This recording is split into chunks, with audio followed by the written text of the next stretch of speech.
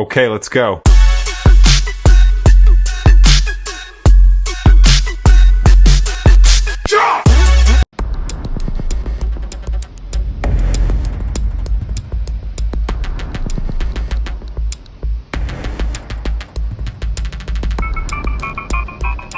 Hi, hello, வணக்கம். இன்னைக்கு என்ன சமையல் செய்ய போறோம்னாக்கா, எல்லாரும் ஃபீஸ் பால் வந்து நார்மலி சூப்பில், சயோரில் அந்தமாரி போட்டு பார்த்துருப்பீங்க. இன்னைக்கு கொஞ்சம் வித்தியாசமாக நம்ம ஃபீஸ் பால் சம்பால் செய்யலான்ற ஒரு பிளான். அதுக்கு முதல்ல தேவைப்படுற ஐட்டம்ஸ், முக்கியமான ஐட்டம்ஸ்: ஃபிஷ் பால் கொஞ்சம் பொரிச்சுக்கிட்டாச்சு, வெங்காயம், அப்புறம் பூண்டு. அண்ட் தென் முக்கியமானது அடுத்தது என்னன்னாக்கா, அரைச்ச இஞ்சி பூண்டு ப்ளஸ் அரைச்ச மிளகாய் சாந்து. இதை வந்து சட்டியில் எண்ணெய் ஊற்றி நல்லா ஒரு 20 மினிட்ஸில் வந்து லோ ஃப்ளேமில் வந்து வேக வச்சு எடுத்தாச்சு. வி யூஸ் தேங்காய் எண்ணெய்.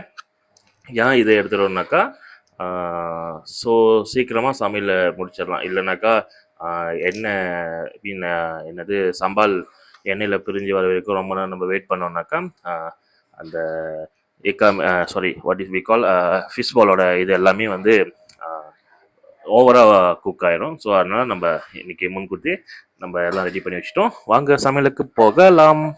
இன்னைக்கு நம்மளுக்கு கூட சமைக்கிறதுக்கு ஒரு அசிஸ்டன்ஸ் இருக்காங்க, அதாவது நம்ம ஒய்ஃப்.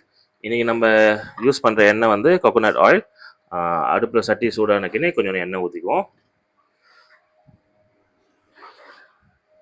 ஓகே, எண்ணெய் ஊற்றியாச்சு.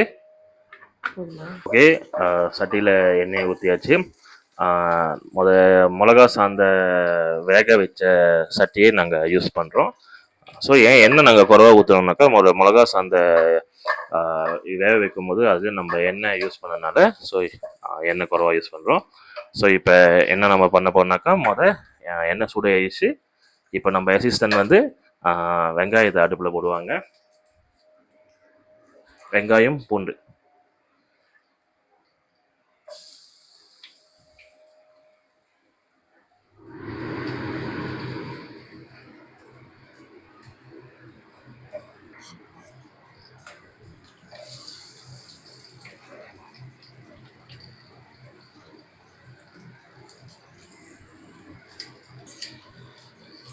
ஸோ இப்போ நல்லா கிண்டி விட்டுக்கணும்.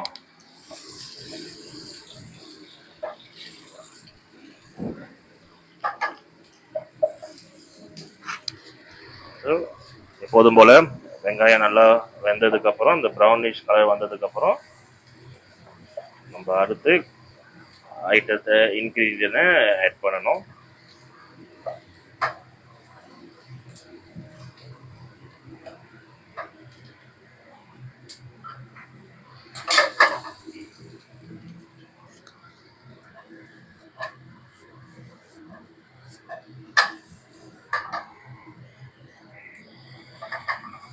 ஓகே, வெங்காயம் இப்போ நல்லா வெந்துருச்சு. அடுத்தது கருவேப்பிலையை நம்ம ஆட் பண்ணிக்குவோம்.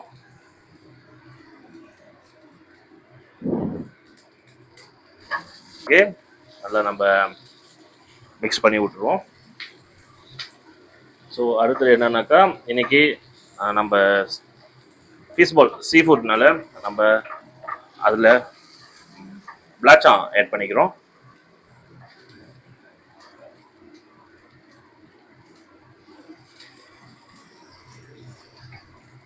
ஏன்னா அப்போ தான் அது கொஞ்சம் ஃப்ளேவர் கொடுக்கும்.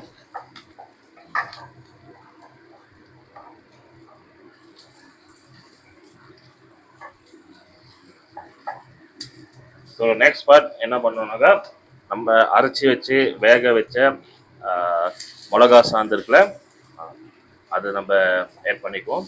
ஸோ அப்போ தான் எல்லாமே ஒன்றா வேகும் போது அதோட ஃப்ளேவர் வந்து எண்ணெயில் இறங்கும்.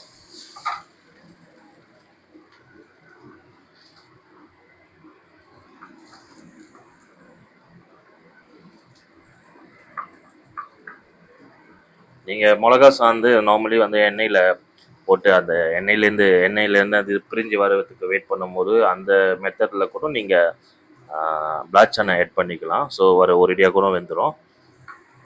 இப்படி தனியாக செய்யறதா கூட செய்யலாம்.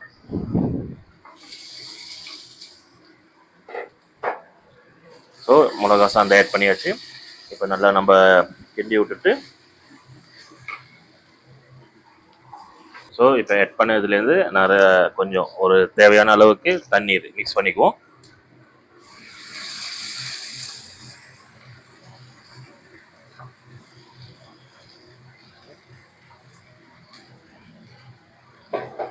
ஸோ நல்லா கிண்டி விட்டுக்குவோம்.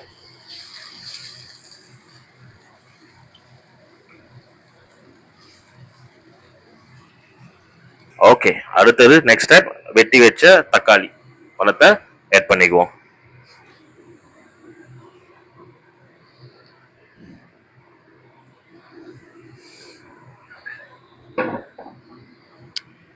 ஸோ தக்காளி பழத்தை ஆட் பண்ணியாச்சு. அது நல்லா வெந்து வர வரைக்கும் நம்ம கொஞ்ச நேரம் வேக விடணும். எல்லாமே லோ ஃப்ளேமில் தான் நம்ம இது பண்ணியிருக்கோம். ஏன்னா நம்ம மிளகா சாதம் வந்து தனியாக வேக வைத்ததுனால நம்ம லோ ஃப்ளேம்லேயே வச்சுட்டு சமையலும் கொஞ்சம் சீக்கிரமாக முடிஞ்சிடும். ஸோ இப்போ நம்ம அந்த போட்ட தக்காளி பழம் நல்லா வெந்து வர வரைக்கும் வெயிட் பண்ணுவோம். அடுத்து தேவையான அளவு உப்பு ஆட் பண்ணிக்குவோம்.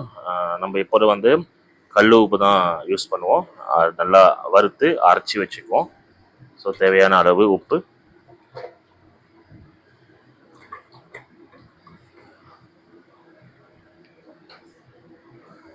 ஸோ ஒரு 2-3 மினிட்ஸ் நல்லா வேகட்டும். வெந்ததுக்கப்புறம் நம்மளோட பொரிச்சு வச்ச ஃபிஷ் பாலை வந்து நம்ம இதில் ஆட் பண்ணிடலாம். ஓகே, இப்போ நல்லா சம்பால் வெந்துக்கிட்டு இருக்கு. நல்ல கொதியும் வந்துச்சு. இப்போ நம்ம என்ன பண்ணுவோம், பொரிச்சு வச்ச ஃபிஷ் பால் நம்ம ரொம்ப இருக்கல, ஒரு 2 பேருக்கான அளவுக்கு தான் சமைச்சிருக்கோம். ஸோ ஃபேமிலியில் நிறையா பேர் இருந்தீங்கன்னாக்கா நீங்கள் கூடையும் நிறையாவும் போட்டு ஆட் பண்ணி செய்யலாம்.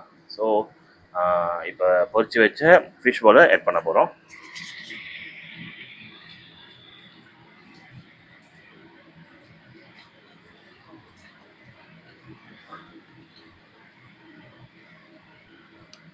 ஆட் பண்ணிவிட்டு நல்லா மிக்ஸ் பண்ணி வைக்கணும்.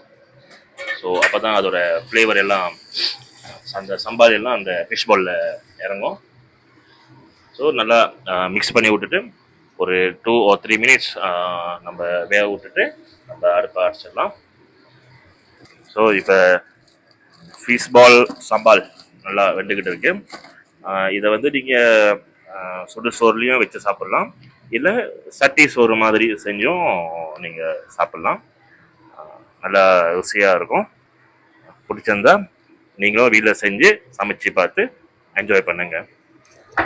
வீடியோவை லைக் பண்ணியும் ஷேர் பண்ணியும் சப்ஸ்கிரைப் பண்ணியும் மறந்துடாதீங்க. அப்போ தான் அடுத்தடுத்த வீடியோ நாங்கள் செய்கிறதுக்கு எங்களுக்கு ஆர்வத்தை கொடுக்கும். ஸோ எங்கள் பூமா ஃபேமிலியோட இணைஞ்சிருக்கு. நன்றி, வணக்கம்.